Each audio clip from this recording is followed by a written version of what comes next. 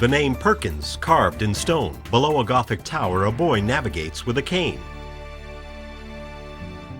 Social skills and sex education with Tom Miller.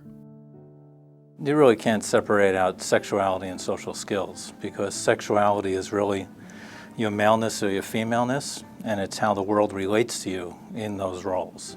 The expectations that society puts on you relative to behavior, simple things like how a man and a woman react to one another or treat each other in public, things like that. So it's really, you can't separate the two.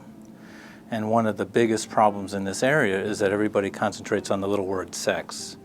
And actually, sex is who we are, not what we do. In a photograph, 3 adolescent friends who are visually impaired share a laugh. A girl with braces wears a broad smile as she stands between 2 male classmates. I think one of the bigger challenges is many times getting both educators and families to understand that the very young child, when you're starting to talk to preschoolers about this topic, talking to parents, is that they will become adolescents. And I think that's the bigger challenge, because socially we tend to think of people with disabilities as not ever growing up. And they do grow up. And many times that's when people think about the topic of sexuality education and social skills, because it becomes more problematic. Fade to black. A graphic of the Perkins logo swoops across the screen, revealing a chapter heading, The Early Development of Social Skills. We begin to pick up social cues and develop social skills from birth. I mean, the bonding of the parent and the child develops the sense of trust, mutual respect, turn-taking, communication, all the things that we build on throughout our lives to enhance our social skills. 2 young girls who are visually impaired sit on the floor facing one another and play with a ball. Sitting behind each of the girls is a teacher, and the teachers prompt the girls to take turns. Ready? 1, 2, 3.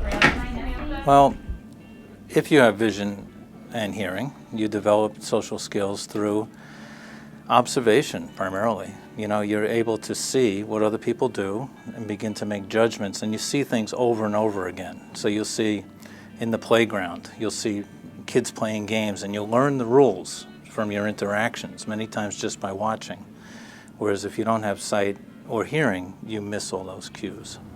We see several blind and visually impaired children playing on a swing set and other playground equipment. Social cues and how we see them relative to ourselves, or reactions of others to us, and how we react to others are really essential. If you can't pick up on social cues, you'll see it in regular education too, you begin to lose friends, because all social relationship is based on the ability to give feedback. And for many of us, that feedback comes visually. So I can look at someone, they're nodding their head, I can look at them and they're sitting like this, then I know they're not listening, and I use those cues to interpret things all the time. In a series of photos, we see 3 teenage friends who are blind sitting on a low stone wall, chatting with a young woman in a motorized wheelchair. In the next photo, a boy who is visually impaired approaches the group. We then see him engage the girl in the wheelchair in a conversation about the contents of a box he is holding. I think the challenges of not learning social skills early on and then not having them when you reach adolescence is that you can tend to become more and more isolated. I go into public schools all the time, and you observe, and it can happen even at a residential school, but you can observe isolation among students because they don't know how to reach out to others, or their social skills have fallen so far behind their peer group that they're not able to connect with them. In a photograph, we see a young boy who is nonverbal and in a wheelchair being introduced to a young girl in his new classroom. The boy's interpreters are positioned on either side of the wheelchair. One uses tactile signing to communicate with the boy, and the other talks to his classmate. So I think the danger of not getting social skills early on is that the gap gets broader, and we know that if we have students here, say at Perkins or at other schools, that take a long time to learn something, if we wait to adolescence to try to teach them appropriate social skills and behaviors, they've already lost a big chunk of time.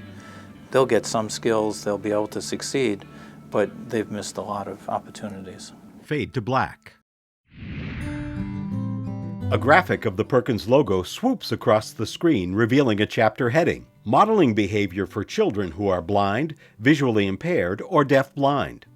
People develop social skills through what parents say, like my own little 8-year-old, we're in a restaurant, you don't lay down in the booth, you sit up in a restaurant. The waitress comes over to you, you say please, you say thank you.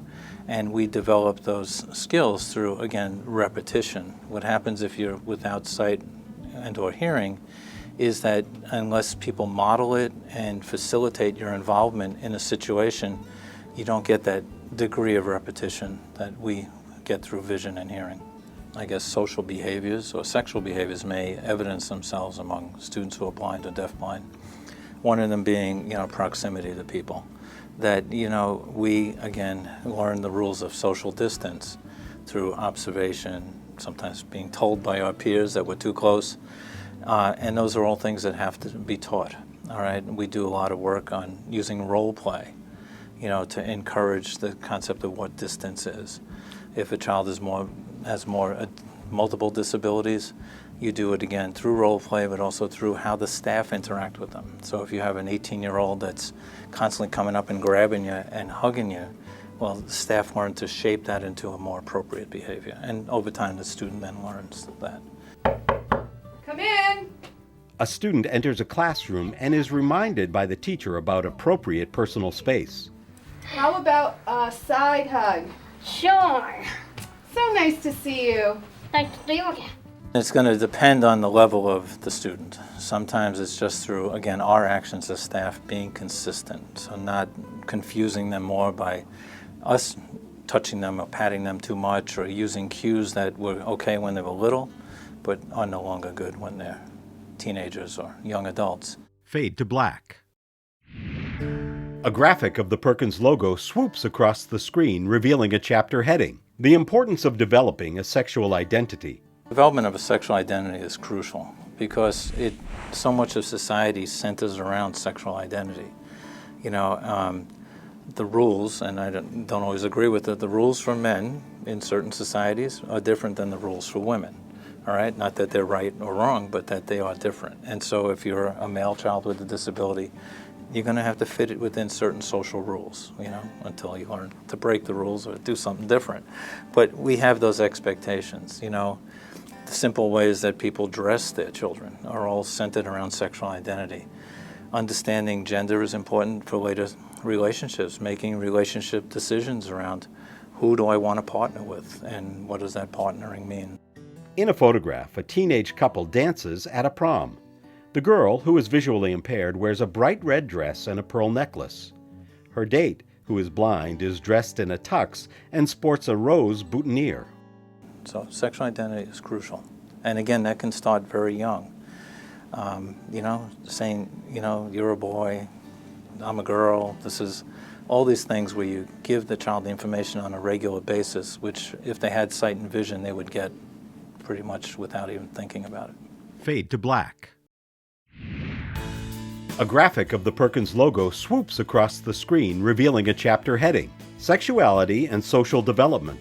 If you look at sex education in general, most of the time that people object to sex education, it's because of the issues of reproduction, contraception, all those things. Well, that's such a small piece of what we teach when we talk about sexuality and social skills.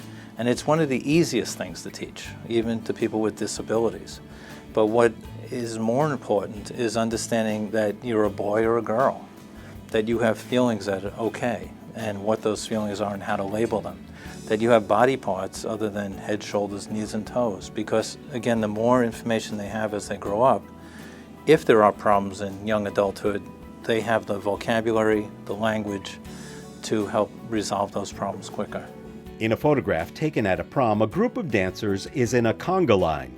Some hold hands, others have their hands on the shoulders of the dancer in front of them.